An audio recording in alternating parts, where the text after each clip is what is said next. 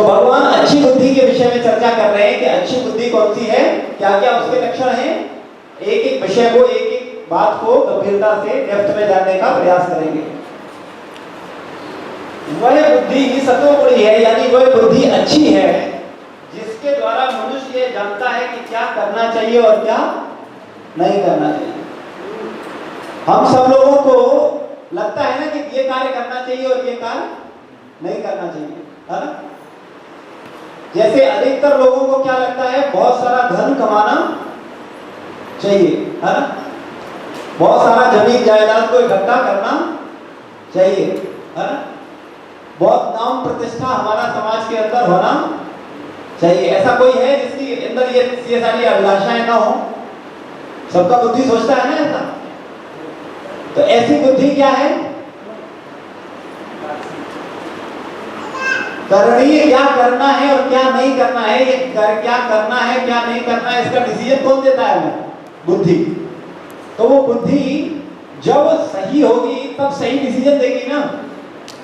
जब बुद्धि गड़बड़ होगी तो डिसीजन कैसे आएंगे?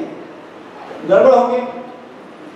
और बुद्धि अगर किसी का रजोगुणी है तो उसको यही विचार आएंगे कि उसे भोग सामग्रियां बहुत होना चाहिए, उसके बाद धन संपदा बहुत होना चाहिए, उसके बाद बहुत यश होना चाहिए, उसके पास बहुत सारे भोगों के सामान होने चाहिए, है ना। ये किसका लक्षण है? रजोगुणी बुद्धि का, यानी अच्छी बुद्धि का लक्षण ये नहीं है। अच्छी बुद्धि का लक्षण क्यों नहीं है? क्योंकि आप कहेंगे संसार में इन चीजों के बिना तो कोई काम होता नहीं है, अगर ये सब नहीं है तो फिर क्या है। लेकिन वास्तव में जब हम इस बात को समझते हैं कि हम हैं कौन, तब हम इस बात को समझ पाएंगे।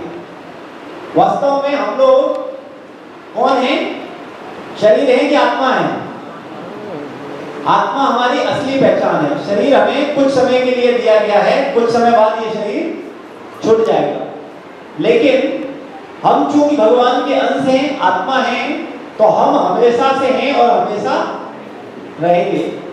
तो जो अच्छी बुद्धि होती है, प्रकाशवान बुद्धि होती है, ज्ञानवान बुद्धि होती है, वो ये सोच पाती है कि वास्तव में उसे हमेशा रहना है। और जो बुद्धि खराब होती है वो क्या सोचती है? केवल वो शरीर के स्तर तक सोचती है कि उसे इतने दिन तक 20 साल 30 साल 50 साल उसे इस धरती पर रहना है, और वो उसी को टारगेट करके आगे चलती है। तो ऐसी बुद्धि को रजोगुणी बुद्धि कहा गया, यानी खराब बुद्धि कहा गया। ये वास्तव में अच्छी बुद्धि नहीं है। अच्छी बुद्धि का मतलब है जो कि जाने कि हम शरीर नहीं, आत्मा है और हम हमेशा हैं और हमेशा रहेंगे। उस स्तर पर जो कार्य करती है उसे कहा जाता है अच्छी बुद्धि। तो जब अच्छी बुद्धि होगी तब पता चलेगा कि क्या करना चाहिए और क्या नहीं करना चाहिए, है ना? किन कार्यों को करना चाहिए और किन कार्यों को नहीं करना चाहिए। अच्छा, भगवान का नाम लेना चाहिए कि नहीं लेना चाहिए? कितने लोग इस बात से सहमत हैं? ईमानदारी साथ खड़ा करें। सब लोग सहमत हैं? अच्छा, लेते कितना है? कितने लोग ऐसे हैं जो कि लेते हैं? जरूरी तो बहुत कुछ है, है ना? 16 माला कितने लोग करते हैं? अच्छा, अभी आप धीरे धीरे कम हो रहे हैं। 16 माला हरे कृष्ण महामंत्र का जप जरूर करना चाहिए। ये आपके लिए है। अगर आपकी अच्छी बुद्धि होगी तो अच्छी बात को पकड़ लेगी, है ना? और जब अच्छी बुद्धि नहीं होगी तो फिर वो क्या करेगी? धन को पकड़ेगी, है ना? पूरे दिन अगर ध्यान से देखें तो हर व्यक्ति का चिंतन जो है धन के प्रति बहुत अधिक होता है ना? और कारण ये है कि वो धन को वास्तव में जानता नहीं है कि धन है क्या। अभी धन की परिभाषा 4 पुरुषार्थ है ना? धर्म, अर्थ, काम और मोक्ष, है ना? अर्थ को धन की श्रेणी में रखते हैं, यानी धन चाहिए। लेकिन धन जो है वो वास्तव में धन नहीं है। धन सिर्फ इस शरीर के लिए धन है। जैसे सोना, चांदी, रुपया, उसका वैल्यू सिर्फ कहां है? इस लोक पे, है ना? दूसरे लोक पे हो सकता है व्यवस्था के अनुसार लोहा कम मिलता हो तो वहां लोहे की कीमत बहुत अधिक हो। कंडीशन के अनुसार होगा। अगर मान लो लोहे से ज्यादा सोना होता संसार में, तो सोने की कीमत ज्यादा होती कि लोहे की कीमत ज्यादा होती, है ना? लेकिन उसके ऊपर यह भी निर्भर करता है कि इस चीज का कितना उपयोग है, उसमें क्या क्या गुण है। तो धन की परिभाषा भी बदल जाती है।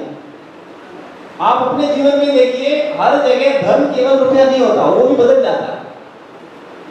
धन का मतलब है जो आपको कुछ भोग की सामग्रियां दिलवा सके, है ना? कुछ वस्तुएं दिलवा सके। लेकिन वो धन भी जगह जगह बदलता है। जैसे भारत में रुपया है, अमेरिका में डॉलर है ना? तो यहाँ का रुपया वहां काम करता है, नहीं काम करता। सेम इसी तरह से इस संसार का जो धन है, जिसे हम लोग धन माने बैठे हैं, वो धन भगवान के जगत में उसका कोई वैल्यू नहीं है। भगवान के यहाँ कौन सा धन वैल्यू है? भगवान का नाम। और ये मैं नहीं कह रहा, ये बात शास्त्र कह रहा है और संत जन कह रहे हैं, भक्त कह रहे हैं। हमने आप लोगों को एक सिद्धांत दिया, जब तीन बातें एक दिशा में हो, एक ही कहें, तब उनमें संदेह नहीं करना चाहिए। पहला, आपके जो गुरु हैं, आपका मार्गदर्शक हैं, वो जो बात बोले सेम वही बात शास्त्र में होना चाहिए, और सेम उसी बात का अनुमोदन अन्य सिद्ध संत, तुलसी, मीरा, कबीर, नरोत्तम दास ठाकुर, जगन्नाथ दास बाबा जी महाराज, छठ गोस्वामी व्रत, आज जो सिद्ध संत हैं, उन्होंने भी उस बात का अनुमोदन किया हो। यानी वो तीनों बातें कैसी होनी चाहिए? एक होनी चाहिए, तब उनमें कोई संदेह करने की गुंजाइश नहीं है। तो वास्तव में असली धन क्या है? भगवान का नाम, है ना? कई जगह कहा गया, है ना? बायोलॉजी मैंने राम रतन धन पायो। राम के राम नाम क्या है? रत्न है ना? धन है। लेकिन ये धन कितने लोगों को धन लगता है? ईमानदारी से बताओ, सच में भगवान का नाम कितने लोगों को ऐसा है कि जो लगता है कि नहीं ये सच में असली धन है? अच्छा है, जिनको लगता है उन्हें और धन इकट्ठा करना चाहिए, दो चार बाला में संतुष्ट नहीं होना चाहिए, है ना? जैसे अगर आपका 1 लाख रुपए महीने का इनकम है, तो आप क्या चाहते हो? 1 लाख से संतुष्ट हो जाते हो?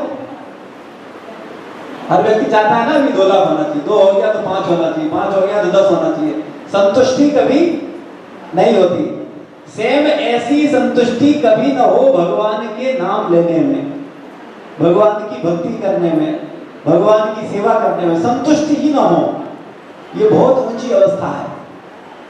ये भगवान का नाम लेने में हम संतुष्टि ना हो, अरे भी कहाँ कुछ दिएगी, है ना? जैसे नामाचार्य हरदास ठाकुर 3 लाख नाम जप करते थे नियमित। 3 लाख नाम जप का मतलब आप समझते हो? करीब करीब 20 घंटे, 24 घंटे में 20 घंटे डेली हरे कृष्ण महामंत्र का जप करते थे।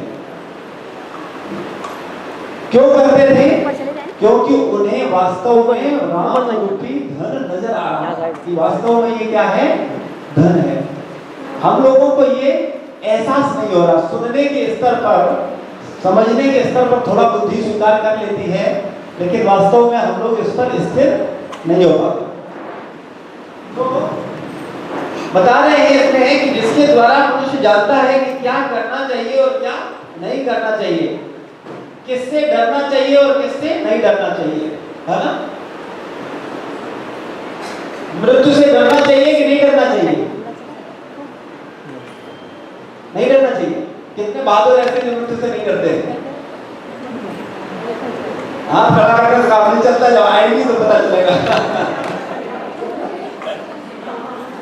अभी तो सब धीरे धार खड़ा करते हैं, हम भी डरते हैं। आनी ही अलग बात है। और जब आपको पता चल जाए कि अब ब्लड कैंसर है और आपका बस 15-20 दिन या महीना बचा हुआ है, फिर देखिए चेहरे पे हम लोगों का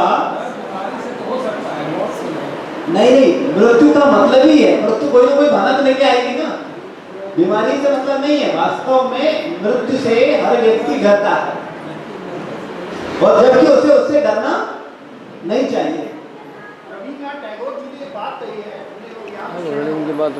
मृत्यु के आगमन को जो सहज स्वीकार कर लेता है वो सच्चा वीर होता है। बिल्कुल। तो कहने का मतलब है, यहाँ बात चल रही है बुद्धि की बात चल रही है, बात समझिएगा, बहुत ध्यान से समझिएगा, हम लोग बहुत गहरी बात कर रहे हैं कि बुद्धि की कैटेगरी है।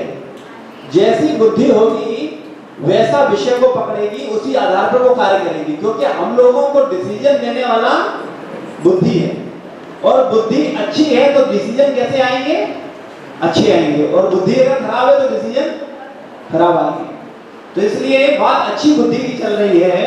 तो अच्छी बुद्धि में क्या करना है क्या नहीं करना है उसके डिसीजन अलग आते हैं अच्छी बुद्धि के। गलत बुद्धि के डिसीजन अलग आते हैं, क्या करना है क्या नहीं करना है। और खराब बुद्धि के डिसीजन अलग आते हैं। सेम ऐसे ही किससे डरना है और किससे नहीं डरना, ये भी बुद्धि पर निर्भर है। जैसे आप समझिए, एक शराबी को शराब की बड़ी तलब हुई है ना, उसके सामने बोतल आई और उसे डर है कि ये कोई और ले जाएगा, तो वो उस बोतल से, उसके बोतल को खोने से क्या कर रहा है? डर रहा है। या कोई विशेष जिससे उसकी अटैचमेंट है, वो वस्तु उससे दूर होती है तो उसे उसका क्या लगता है? डर लगता है। जबकि वास्तव में किससे डरना चाहिए और किससे नहीं डरना चाहिए, ये बात हम लोग समझते ही नहीं है कि वास्तव में हमें डरना किससे है। डरता तो हर व्यक्ति है, कोई यहाँ ऐसा नहीं है जो कि न डरता हो, लेकिन किससे डरता है किससे नहीं डरता वो हर व्यक्ति की बुद्धि चूंकि अलग अलग है, इसलिए वो अलग अलग सोचता है। कुछ लोगों को डर लगता है कि मेरा धन कम ना हो जाए, कुछ लोगों को लगता है डर, भय लगता है कि मेरी समाज में मान प्रतिष्ठा कम ना हो जाए, कुछ लोगों को डर लगता है कि मेरा जो पद है ये पद न छिन जाए, है ना। हर व्यक्ति का डर अलग अलग है, जबकि वास्तव में डरना किससे चाहिए? पाप कर्म करने से डरना चाहिए, भगवान के आदेशों का उल्लंघन करने से, है ना। लेकिन उसका डर लगता है किसी को? भगवान के आदेशों का उल्लंघन करने का डर किसी को लगता है? ईमानदारी से बताइए, नहीं लगता ना। सुनना भी नहीं चाहते उनके आदेश क्या है, तो डर क्या खाक लगेगा? डर तो लगता है बस इस चीज से कि मेरा पैसा कहीं निकल न जाए, हा? या मेरी समाज में जो स्थिति है वो कहीं नीचे ना आ जाए। अगर आज हम इनोवा से चल रहे हैं तो कहीं अल्टो पे ना आ जाए, डर इस चीज का लगता है समाज के लोगों को, है ना। अगर मेरा ये स्थिति समाज में मेंटेन है तो इससे ऊपर ही जाना चाहिए, इससे नीचे नहीं आना चाहिए, इसका डर लगता है, हा?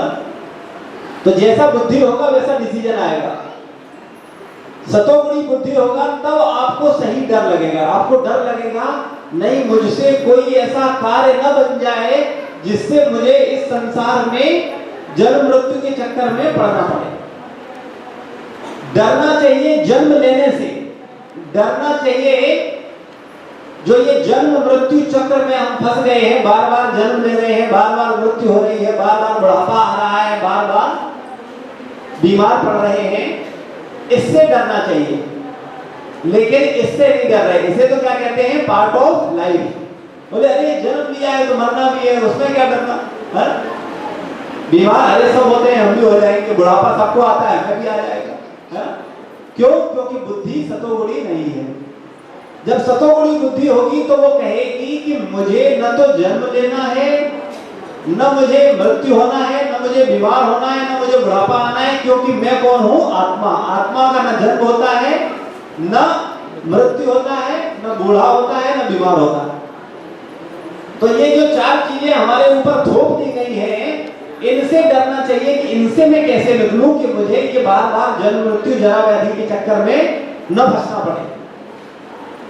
लेकिन इस बात का डर हमको नहीं है, कारण क्योंकि हमारा बुद्धि समझ ही नहीं पा रहा है कि मुझे किससे डरना चाहिए और किससे नहीं डरना चाहिए।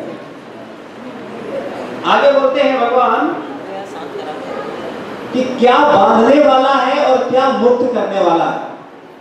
जो अच्छा व्यक्ति है, जो अच्छी बुद्धि है जिसके पास, वो ये जानता है कि कौन सी चीज उसे बांधेगी और कौन सा कार्य उसे मुक्त करेगा, है ना। जैसे संसार के भोग हमें बांधते हैं कि मुक्त करते हैं? बांधते हैं ना। लेकिन हमें बंधना अच्छा लगता है या छूटना अच्छा लगता है? भगवान के सामने तो कम सही बोला करो। सब लोग बोलो छूटना अच्छा लगता है, लेकिन भागते भोगों के पीछे रहते हैं। बुद्धि के हिसाब से हमें भोगों से बचना चाहिए, हमें छूटने का प्रयास करना चाहिए, लेकिन वास्तव में अभी तो हमारा बुद्धि ऐसा है कि हम लोग भोगों के पीछे ही भाग रहे हैं। हम सब लोगों को ये प्रयास करना चाहिए कि हर कार्य करने से पहले ये जरूर सोचें कि ये कार्य मुझे बांधने वाला है या ये कार्य मुझे मुक्त करने वाला है। जैसे हर बुद्धिमान व्यक्ति या व्यवसायी ये सोचता है किससे मुझे लाभ होगा, किससे मेरा नुकसान होगा। हम लोग भी कोई कार्य करते हैं तो ये हमेशा सोचते हैं इस कार्य से मुझे लाभ होगा और इस कार्य से मुझे नुकसान होगा, लेकिन वो लाभ और नुकसान केवल शरीर स्तर पर सीमित होने के कारण संकुचित दायरा हो जाता है उसका। लेकिन जैसे ही आप सोचते हो कि आप शरीर नहीं आत्मा हो, तो आत्मा का लाभ क्या है? देखिए, शरीर का लाभ अलग है और आत्मा का लाभ अलग है। शरीर की सिचुएशन अलग है और आत्मा की सिचुएशन अलग है। शरीर के रिश्तेदार अलग हैं और आत्मा के रिश्तेदार अलग हैं। शरीर का भोजन अलग है और आत्मा का भोजन अलग है। लेकिन चूंकि आत्म स्तर पर हम स्थिति नहीं हो पाते, चारों तरफ सभी लोग किसमें लगे हुए हैं? शरीर में। और हम भी जन्म जन्मांतरों से इस चक्कर में फंस गए हैं, तो हमारे अंदर भी संस्कार पड़ गया है किसका? शरीर का। तो आत्मा का जब तक चिंतन नहीं होगा, आत्म स्तर पर कार्य नहीं होंगे, तब तक हमारा आत्म में स्थित होना मुश्किल होगा। इसलिए हम सब लोगों को ये प्रयास करना चाहिए कि हम सब भगवान की आराधना करें, भगवान का भक्ति करें, हरे कृष्ण महामंत्र का जप करें, है ना। और खान पान बहुत अच्छा होना चाहिए। जैसा खाओगे अन्न वैसा बनेगा मन। यानी अगर आपने अन्न खराब खाया तो आपका बुद्धि कैसा बनेगा? अच्छा, आपका मन, आपका बुद्धि भी खराब बनेगा। आप जैसा भोजन करोगे वैसा आपका मन बुद्धि बनेगा। इसलिए खान पान पर विशेष ध्यान देना चाहिए। भगवान के जो भक्त हैं, जो अच्छी बुद्धि चाहते हैं, वो लोग कभी प्याज लहसुन का सेवन नहीं करते, मांस मछली अंडा इसका सेवन नहीं करते, किसी प्रकार का नशा इसका सेवन नहीं करते, चाय और कॉफी का सेवन नहीं करते। क्यों नहीं करते? क्योंकि उनका बुद्धि खराब न हो। अब आप में से बहुत से लोग कहेंगे चाय कॉफी पीने से कौन सा बुद्धि खराब होता है, या प्याज लहसुन खाने से क्या बुद्धि खराब होता है? तो वास्तव में बुद्धि तो खराब हम लोगों का है ही कि हम लोग जान ही नहीं पा रहे हैं कि हम हैं कौन। अगर कोई व्यक्ति ये नहीं जानता कि वो कौन है, तो आप बताओ उसकी बुद्धि खराब है कि अच्छी है? किसी को यही नहीं पता है कि वो है कौन। हम लोग अपने आप को अपने नाम से, अपनी जाति से संबोधित कर देते हैं, लेकिन ये नाम और जाति तो कुछ समय के लिए है ना, हमेशा से तो नहीं है ना। हम हमेशा से हैं। तो इसलिए हम सब लोगों को ये प्रयास करना चाहिए कि हम अपने आप को जानें। जब हम अपने आप को जानेंगे तभी हम वास्तव में बुद्धिमान बनेंगे। जब तक हम अपने आप को शरीर मानते रहेंगे, तब तक हमारे लिए किसी भी दिशा में सही डिसीजन लेना बहुत मुश्किल होगा। हर कार्य आप जब देखोगे, जब आप अपने आप को आत्म स्तर पर सोच पाओगे, तो आपको लगेगा कि हाँ, वास्तव में ये ठीक है। जैसे भगवान की आराधना करना, भगवान की भक्ति करना, भगवान की सेवा करना, ये कैसा कार्य है? सर्वोत्तम कार्य। लेकिन जब बुद्धि खराब होती है, तब बुद्धि क्या बोलती है? नहीं नहीं, ये कार्य ज्यादा अच्छे है, पेड़ लगवाओ ये ज्यादा अच्छा है, लोगों को भूखों को खाना खिलाओ ये ज्यादा अच्छा है, लोगों को वस्त्र पहनाओ ये ज्यादा अच्छा है ना। क्यों? क्योंकि बुद्धि बदल गई। बुद्धि जब आपकी ये समझेगी कि आप शरीर नहीं आत्मा हो और आत्मा का संबंध परमात्मा से है और परमात्मा से आपको जुड़ना है, तो प्रत्येक कार्य ऐसा होना चाहिए जो कि आपको परमात्मा से जोड़ दे। मैं ये नहीं कह रहा कि नहीं भूखों को खाना न खिलाएं या गरीबों को वस्त्र न दें, निश्चित रूप से सेवा कर सकते हैं, लेकिन वो सिर्फ ये सोच करके करें कि ये भगवान की कृपा है, भगवान ने हमें इस लायक बनाया है कि हम भगवान कि इन जीवात्माओं को कुछ हेल्प कर सके। वास्तव में हम किसी की असली हेल्प नहीं कर सकते। कई बार हम सोचते हैं कि किसी को हमने भोजन करा दिया या कुछ वस्त्र दे दिए या कंबल दे दिया तो हमने उनका बहुत बड़ा हित कर दिया, लेकिन वास्तव में ये उनका बहुत बड़ा हित नहीं है। क्योंकि आप अगर किसी को भोजन करवाते हो तो कितने बार भोजन करवाओगे? एक बार, दो बार, जीवन भर करा सकते हो भोजन? आप किसी अनाथालय का पूरे जीवन जिम्मेदारी ले सकते हो कि नहीं? इसके वस्त्र हम देंगे, इन सारे लोगों को खिलाएंगे, हम सबका इलाज हम करेंगे, कर सकते हो? चलो एक दो का कर भी लोगे, क्या संसार में इतने लोग हैं, कितने को करोगे? सबको करने वाला कौन है? भगवान। भगवान सबको कर रहा है और उनके कर्मों के हिसाब से कर रहा है। जैसा जिसने कर्म किया है उसको वैसा फल मिल रहा है। तो इसलिए हम सब लोगों को ये प्रयास करना चाहिए कि चूंकि हम शरीर न होकर के आत्मा है जो कि हमारी असली पहचान है, इसलिए हमारा मूल कर्तव्य होना चाहिए परमात्मा से जुड़ना, भगवान से जुड़ना। और भगवान से जुड़ने का तरीका क्या है, ये हमको भगवत गीता यथारूप में भगवान ने स्पष्ट बताया है। तो आप सभी लोगों को नियमित कम से कम एक श्लोक भगवत गीता का पाठ नियमित जरूर करना चाहिए। आप में से कितने लोग ऐसे हैं जो कि भगवत गीता को पाठ करते हैं नियमित? बहुत कम लोग। अच्छा, कितने लोग ऐसे हैं जिन्होंने पूरे जीवन में अभी तक भगवत गीता एक बार भी नहीं पढ़ा? हाथ खड़ा करें ईमानदारी। पीछे सब लोगों ने पढ़ा है या हाथ खड़ा नहीं कर रहे शर्म की वजह से? सब लोगों को पढ़ना चाहिए, जानना चाहिए उसमें क्या है ना? संडे के संडे सत्संग में आना चाहिए। सत्संग में आने से क्या होगा, आपको आपकी बुद्धि का पता चलेगा कि आपका बुद्धि खराब है, अच्छा है या सबसे खराब है। और ये मेरे अनुसार या आपके अनुसार या किसी व्यक्ति के अनुसार नहीं है, ये शास्त्र के अनुसार है, भगवान के अनुसार है। भगवान ने भगवत गीता में हमें बताया कि अच्छी बुद्धि ये है, खराब बुद्धि ये है और सबसे खराब बुद्धि ये है। तो हमें भगवान की बात को स्वीकार करना है। ये नहीं चार लोगों के गुट बना लेने हैं, मैं तो सोचता हूँ ये ठीक है, दूसरे चार लोग बोलते हैं मेरी समझ से ऐसा अच्छा है। आज समाज में यही हो रहा है। आज समाज में जितना टकराव है उसका कारण ये है कि हम लोग भगवान की बात को स्वीकार न करके अपने अपने मत खुद बना रहे हैं और उनको अनुसार कुछ कर रहे हैं। अगर सारे लोग भगवत गीता के अनुसार ही जीवन जिए तो सब लोग का मत मिल जाएंगे, सबके विचार मिल जाएंगे और सब सही दिशा में अपने जीवन को जी पाएंगे।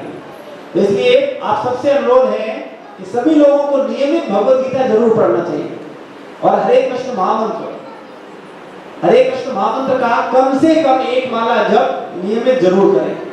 इससे क्या होगा, आपका जो मन है वो शुद्ध होगा, आपकी बुद्धि शुद्ध होगी, बुद्धि आपका अच्छी बनेगी।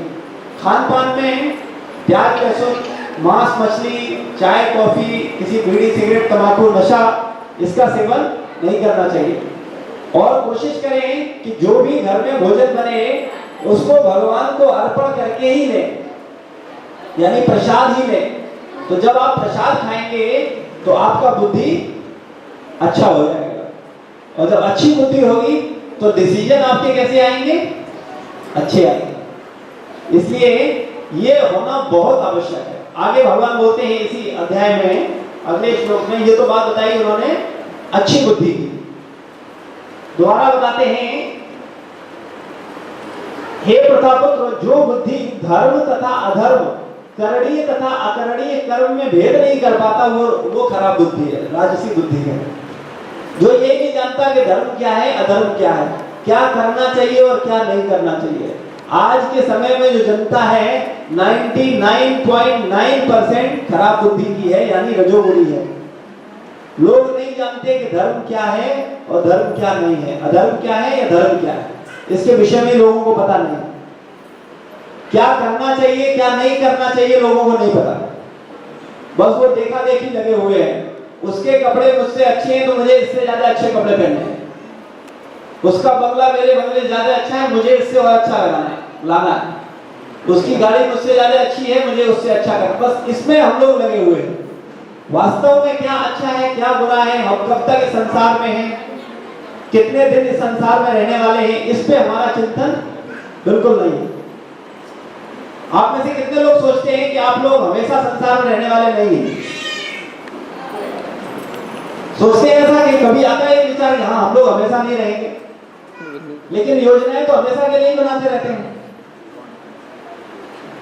अगर हमें ये बात का विश्वास है कि हमें यहाँ नहीं रहना है, तो यहाँ पर योजनाएं उतनी बनाइए जितनी जरूरत हो। जैसे अगर कोई किराए के घर में रहता है और मान लो उसके पास 2 कमरे हैं और उसे तीसरे कमरे की और जरूरत है, तो वो क्या करता है? तीसरा कमरा बनवाना शुरू करवा देता है मिस्त्री लेबर को बुला करके। क्या करता है? कोशिश करता है एडजस्ट करने का, अरे कुछ समय रहना है किराए पे, अपना मकान होगा तब बनवाएंगे ना, उसमें आराम से रहेगी आकर के, है ना? तो ये शरीर भी कैसा है? किराए का है। यहाँ पर भी हम लोगों को हमेशा नहीं रहना है ना? लेकिन यहाँ पर हम क्या कर रहे हैं? योजना पे योजना बना रहे हैं, ऐसा करेंगे अभी बस ये बनवा लेते हैं, फिर ये और कर लेते हैं, फिर ये और कर लेते हैं, फिर ये और। जैसे किराए के घर में रहने वाला व्यक्ति जरूरत के अनुसार तो कार्य करता है, जितना उसे रहने के लिए चाहिए, जितना उसको व्यवस्था चाहिए उतना तो वो करेगा, लेकिन बहुत ज्यादा संग्रह के चक्कर में नहीं रहेगा। उसी प्रकार से हम सब लोगों को होना चाहिए कि हम सब लोगों को भी इस संसार में हमेशा नहीं रहना है। अच्छा एक चीज बताइए ईमानदारी से, जिसके पास ज्यादा धन संपदा है वो सुखी है या जिसके पास कम है वो सुखी है? ईमानदारी से उत्तर दो, क्या लगना है?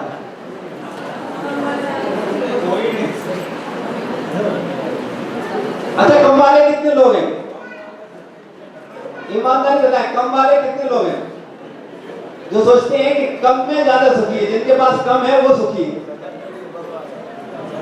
और ज्यादा वाले कितने लोग सोचते हैं ज्यादा होगा तो सुखी होंगे? तो भगवान से आप सबकी सिफारिश करनी है, सबके पास कम कर दो। कितने लोग तैयार हैं इस बात के लिए? तब हमारा उत्तर ठीक नहीं है ना, हमारी बुद्धि ठीक नहीं है ना। बुद्धि कभी बोलती है हाँ हाँ हाँ नहीं कम वाले सुखी, हाँ ज्यादा वाले सुखी, मुझे ज्यादा चाहिए मुझे कम चाहिए। बुद्धि ठीक नहीं है, इसका मतलब है बुद्धि खराब है। मैं आपको ये रियलाइजेशन करवाना चाहता था कि जो बुद्धि है वो हमारा ठीक नहीं है। जब जान रहे हो कि ज्यादा में दुख है तो कम लेने में क्या दिक्कत है? और अगर मान रहे हो कि ज्यादा में सुख है तो फिर ईमानदारी से बोलो खुल के कि नहीं मुझे ज्यादा होगा, ज्यादा में सुखी होंगे। क्योंकि हम लोग भ्रमित हैं, हमारा जो बुद्धि है वो भ्रमित है। कभी बोलती है ये ठीक है, कभी बोलती है ये ठीक है, नहीं कुछ चीजों में ऐसा सही है, कुछ चीजों में ऐसा सही है। और वो पूर्ण रूप से पेंडुलम की तरह, पेंडुलम देखा है घड़ी का, कभी इधर जाता है तो कभी इधर जाता है। ऐसे ही हम लोग करते हैं, हमारी बुद्धि भी करती है, हाँ ठीक है नहीं ठीक, हाँ ठीक नहीं ठीक, और नहीं ठीक वहां ठीक में घूमते रहते हैं बस, क्योंकि सही बात का पता ही नहीं है। वास्तव में जिनके पास जितना ज्यादा है उनको उतना मुश्किल है। कैसे है मैं आपको ये थोड़ा रियलाइज करवा दूं जिससे कि आपको एहसास हो जाए। जिनके पास ज्यादा है उन्हें ज्यादा को ध्यान रखना पड़ता है, ज्यादा को मेंटेन करना पड़ता है, ज्यादा को संभालना पड़ता है, तो ज्यादा व्यस्त हो जाते हैं, है ना? पहली चीज। दूसरी चीज, जब अगर फॉर एग्जांपल आपके पास 1 रुपया है, ठीक है, आप समझना बात को, आपके पास 1 रुपया है और किसी के पास 1 करोड़ रुपया है। चोर आया, उसने उसका 1 रुपया छीन लिया और उसने उसका 1 करोड़ छीन लिया, तो किसे ज्यादा होगा? 1 करोड़ वाला होगा कि नहीं होगा? ज्यादा कौन रोएगा? 1 करोड़ वाला रोएगा या 1 रुपये वाला रोएगा? 1 रुपये वाला कहेगा वैसे क्या आता है इसमें, ठीक है चला गया, है ना? और 1 करोड़ वाला क्या करेगा? परेशान हो जाएगा, मुझे तो मेरी कितनी सारी योजनाएं थी, मुझे तो इसमें घर खरीदना था, मुझे ये व्यवस्था करनी थी, मुझे ऐसा करना था, मुझे ऐसा करना था, है ना? अच्छा, चोर रूपी यमदूत आपके पास आएंगे कि नहीं आएंगे? आएंगे ना।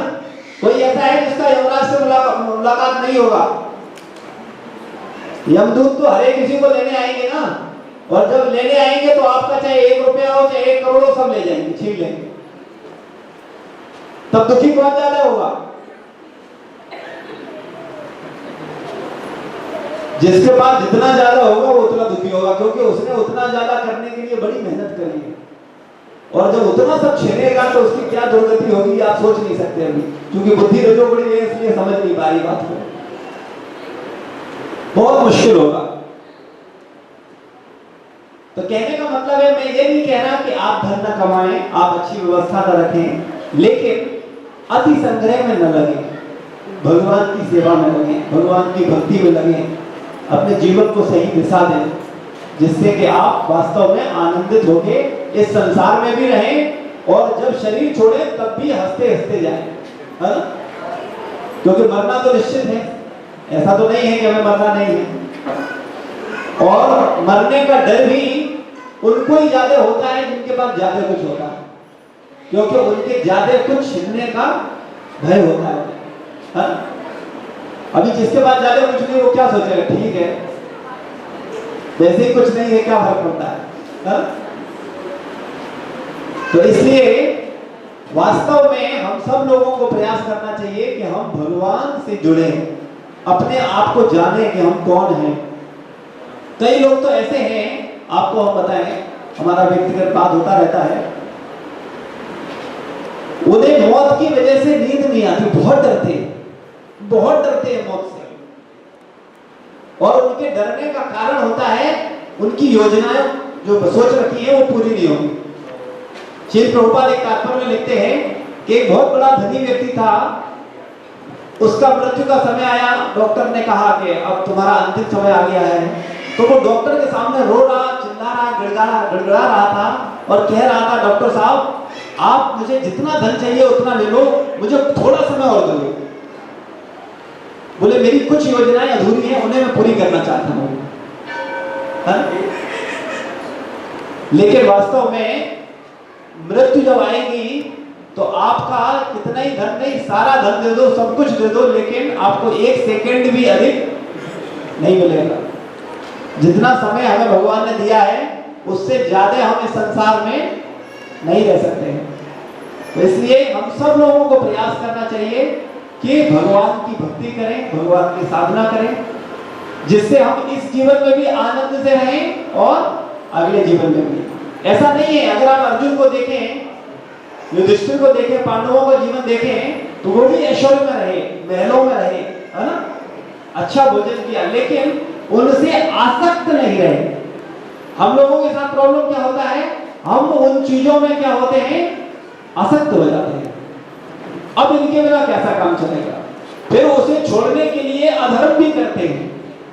लेकिन पांडव क्या करते थे, धर्म के लिए उसे छोड़ देते। हम में और पांडवों में यही अंतर, भोगने को मना नहीं है, लेकिन भोग पाप का कारण न बन जाए, है ना। पांडवों को जब लगा कि नहीं अज्ञात वर्ष जाना है या धर्म के अनुसार वो हार गए हैं, तो उन्होंने सब छोड़ दिया, है ना। वही दुर्योधन क्या करता है, उनको छल कपट से हराता है, उनका लेने के लिए, है ना। तो कहने का मतलब है कि हम लोगों को भी भोगों की वजह से पाप ना करना पड़े। और पाप क्यों करना पड़ता है, क्योंकि हम आसक्त हो जाते हैं उस चीज से जो हमें मिल जाता है, चाहे वो पद हो, चाहे धन हो, चाहे प्रतिष्ठा हो। वो जब हमें मिल जाता है तो वो छूटे ना, उसके छूटने के डर से हम क्या करते हैं, पाप भी करते हैं। ये गलती है।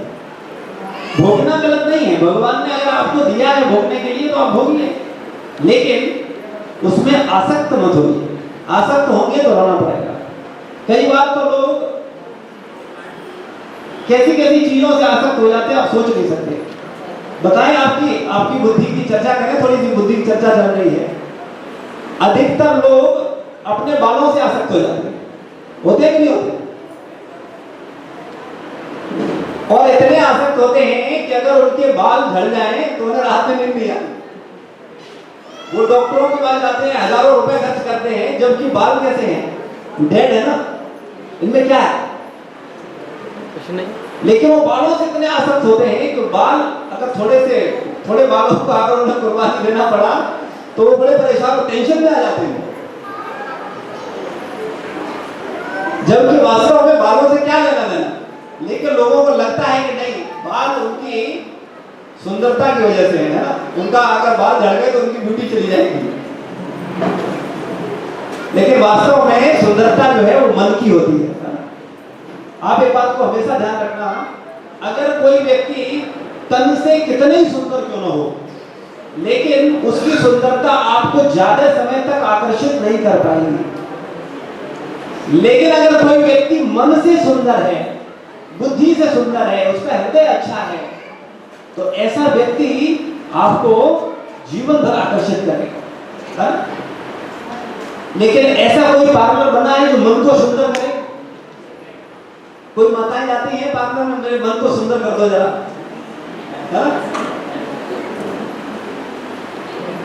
सुंदरता मन की होनी चाहिए। और मन की सुंदरता का पार्लर यही है जहां बैठे हैं आप। यहाँ सबका मन सुंदर किया जाता है, क्योंकि मन को जब उनकी मन की गलती बता दी जाती है कि देखो ये चीज ठीक नहीं है, तो मन धीरे धीरे गलत चीजों से हटता है।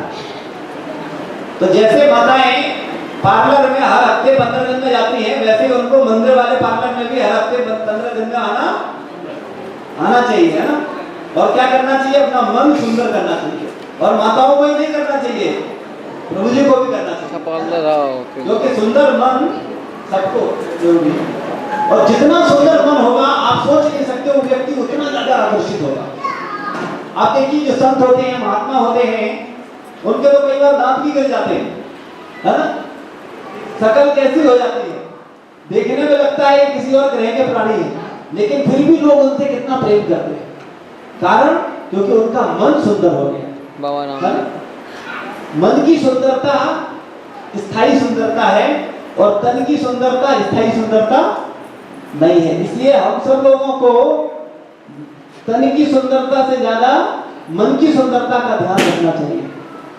और मन सुंदर होगा तो आप इतने आकर्षक हो जाएंगे कि आपको सब कोई प्रेम करे। भाई तन से भी सुंदर क्यों होना चाहता कोई व्यक्ति?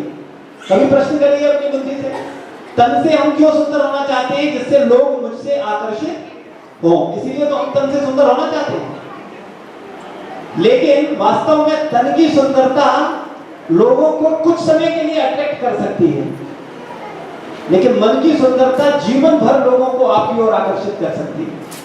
तो इसलिए हम सब लोगों को मिलकर के मन सुंदर बनाना है। और मन सुंदर का एक ही साधन है। देखिए, मन सुंदर आपके अनुसार नहीं होगा। मैं सोचता हूं ऐसा हो तो मेरा मन सुंदर हो जाएगा, नहीं। मन सुंदर सिर्फ तब होगा जब मन भगवान का चिंतन करेगा। बस एक कंडीशन है, जो व्यक्ति मन में भगवान का निरंतर चिंतन करता है उसका मन सुंदर अपने आप बन जाएगा, अपने आप हो जाएगा। इसलिए हम सब लोगों को निरंतर भगवान का चिंतन करना चाहिए, क्योंकि अगर हमारा निरंतर भगवान का चिंतन रहा तो हमारा मन, बुद्धि, हृदय सब सुंदर हो जाएगा। भगवान से ज्यादा सुंदर कोई है संसार में? और अगर आप उनका चिंतन करते रहोगे तो उतना ही सुंदर आपका मन बन जाएगा, उतना ही सुंदर आपका बुद्धि बन जाएगा। और उतनी अच्छी बुद्धि जब आपके पास होगी तो आप भगवान की तरह लोगों के बीच में आकर्षित के केंद्र बन जाएंगे, आकर्षण का केंद्र बन जाएंगे। पूरा संसार में भगवान से हर व्यक्ति आकर्षित है कि नहीं?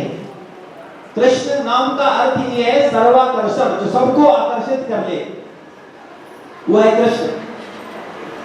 तो ऐसे भगवान के जो भक्त होंगे उनमें भी तो सब लोग आकर्षित होंगे ना, उनसे भी तो आकर्षित होंगे।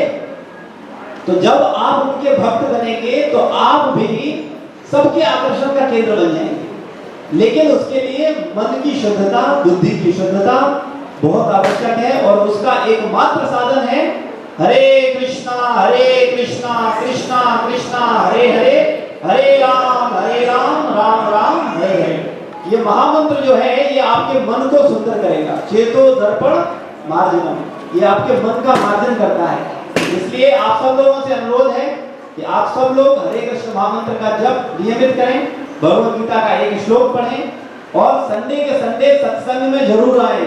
यहाँ जो अपना इस्कॉन पार्लर है ना मन का, इसमें जरूर आए। इससे क्या होगा? आपका मन शुद्ध होगा, मन को सुंदरता प्रदान की जाएगी। श्री प्रभुपाद की जय, गुरु महाराज की जय, समस्त भक्तवृंद की जय। किसी का कोई प्रश्न हो, कोई जिज्ञासा हो तो पूछ सकते हैं।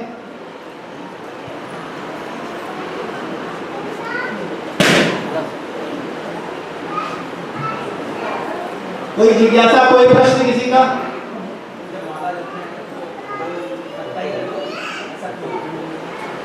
उसका कारण ये है ना, मन चंचल है।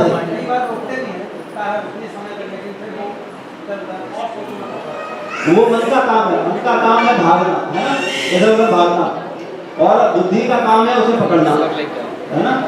तो उसे भाग, वो अपना काम करना है, आपकी बुद्धि को अपना काम करना है, तो उसको पकड़ पकड़ के फिर भगवान के नाम में लाओ, फिर भगवान का नाम उसको सुनाओ, ठीक है।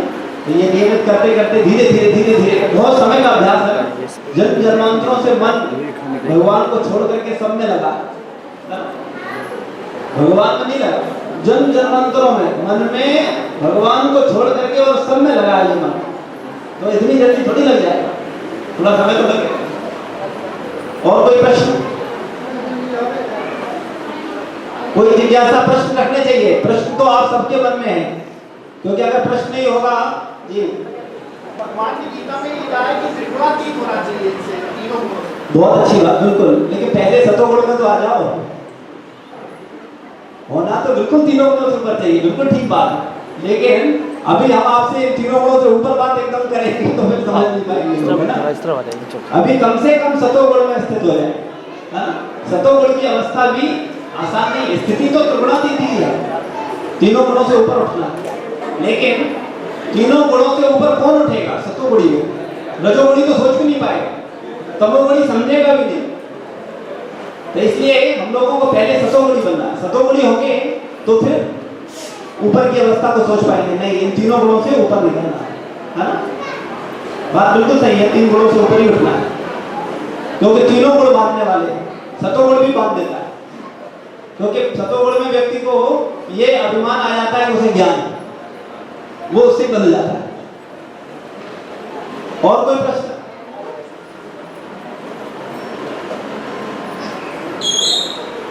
कोई जिज्ञासा, कोई प्रश्न?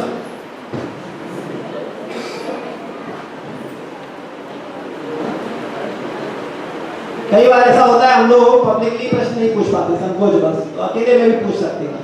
प्रश्न पूछना बहुत आवश्यक है, क्योंकि जो प्रश्न पूछता है वो उस दिशा में आगे बढ़ना चाहता है या बढ़ने की कोशिश करता है, और जो प्रश्न ही नहीं करता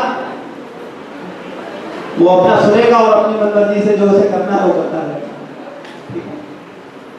ठीक है, श्री प्रभुपाद की जय, गुरु महाराज की जय। आज हम आप सब लोगों के समक्ष दो लोगों से मिलवाना चाहेंगे, क्योंकि दो लोग हैं जिन्होंने आज के प्रसाद का स्पॉन्सर किया है, आज का भोजन प्रसाद। उनमें एक हमारे हैं संजय भारती प्रभु, उनकी आज 25वीं शादी की सालगिरह है, तो उनके कुछ गेस्ट आए हैं, उनको उन्होंने इन्वाइट किया है।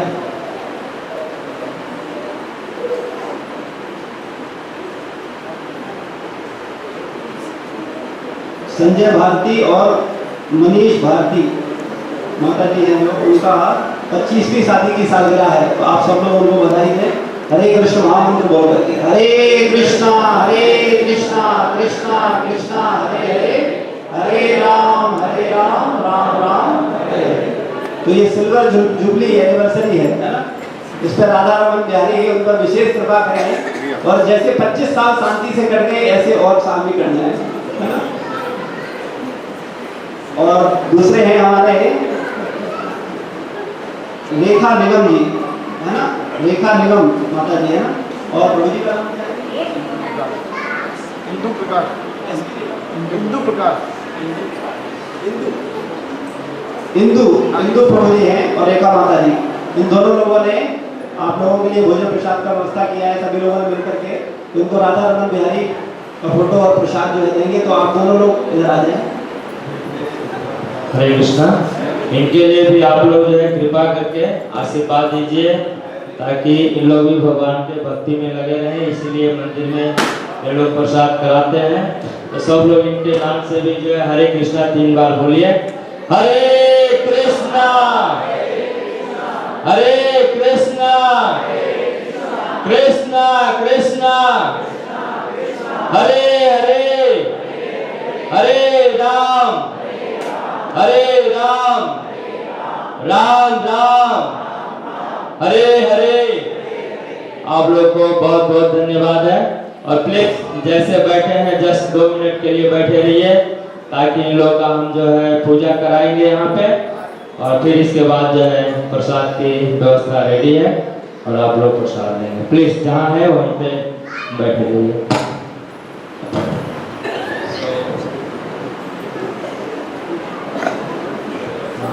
संजीव जी आप भी और माता जी भी प्लीज यहाँ भगवान जी के सामने पधारिए, और हमारे रेखा निगम जी भी आप लोग भी बताइए।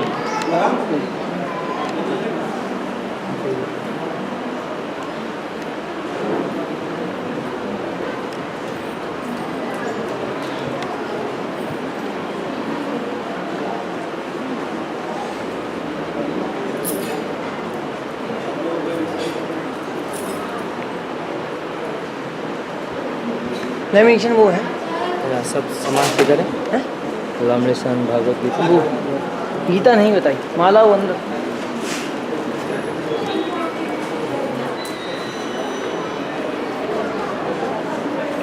हरे कृष्णा कृष्णा कृष्णा हरे हरे।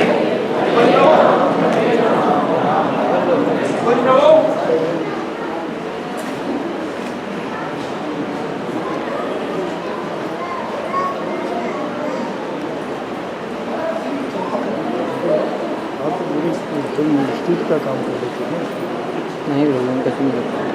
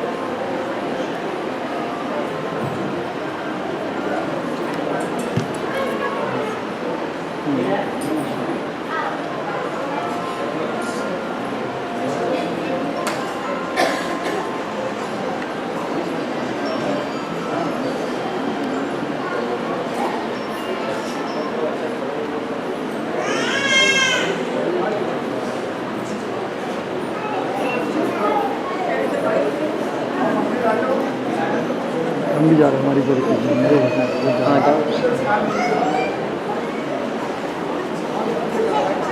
हमारी भी ले लेंगे।